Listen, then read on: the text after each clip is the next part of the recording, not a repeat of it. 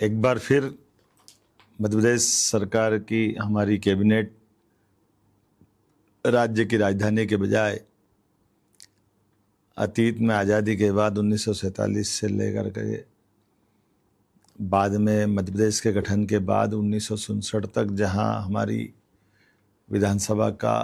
सत्र हुआ करता था, आधी गर्मी के दिन की राजधानी हुआ करती थी,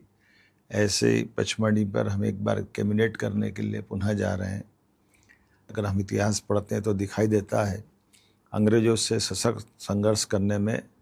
सशस्त्र संघर्ष में जिस प्रकार से आदिवासी अंचल ने अपने जान की बाजी लगा करके न केवल 1857 में बल्कि उसके पूर्ववर्ती काल में भी जल जंगल ज़मीन के लिए जिस प्रकार से आज़ादी की कुर्बानी हमारे आदिवासी अंचल ने दी है, उसको समाज के सामने लाने के लिए, गौरवशाली पक्ष को लाने के लिए हमारी सरकार हमारे सभी क्षेत्रों में सदैव हमारे आदिवासी भाई बहन, अनुसूचित जाति भाई बहन और समाज के सब वर्गों का ध्यान रख रही है। एक तरफ हमने अपनी अहिल्या माता के लिए पिछले समय कैबिनेट की और उनके विविध कार्यक्रम किए, उसी प्रकार से हमने आदिवासी अंचल के लिए भी ये कार्यक्रम की रचना बनाई, जिसमें पहले चरण में हम कैबिनेट करेंगे, अगले चरण में हमारे विधायक सांसदों का 3 दिन का वर्ग भी पचमढ़ी में करने वाले हैं। हम राजा भूभूत सिंह को भी स्मरण करना चाहेंगे, जिनके माध्यम से अंग्रेज़ों ने 1857 से लगा के 1860 तक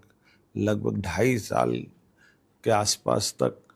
न केवल वो अंग्रेज़ों को छक्के छुड़ाते रहे, बल्कि उनको पकड़वाने के लिए मद्रास इन्फेंट्री बुलाना पड़ी और जीते जी शिवाजी महाराज की एक तरह से छाया उनमें दिखाई देती थी। जब वो छापामार युद्ध में भी उतने ही पारंगत थे, मारते और धीरे से, क्योंकि चप्पे चप्पे से अवगत थे। उसी प्रकार से कोरकू आदिवासी समेत और दूसरे सब समाजों को साथ लेकर के उन्होंने अद्भुत लड़ाई का संचालन किया है। मैं मान के चलता हूँ राजा भूभूत सिंह का कई प्रकार से आज़ादी के मामले में जो उनका बलिदान है उसको स्मरण करते हुए हमारी कैबिनेट करने वाले हैं। आने वाले समय में सरकार जब सब क्षेत्रों के लिए साधन जुटा रही, संसाधन जुटा रही, रोजगार के अवसर दे रही है, तो नर्मदापुरम तो हमारा ये सबसे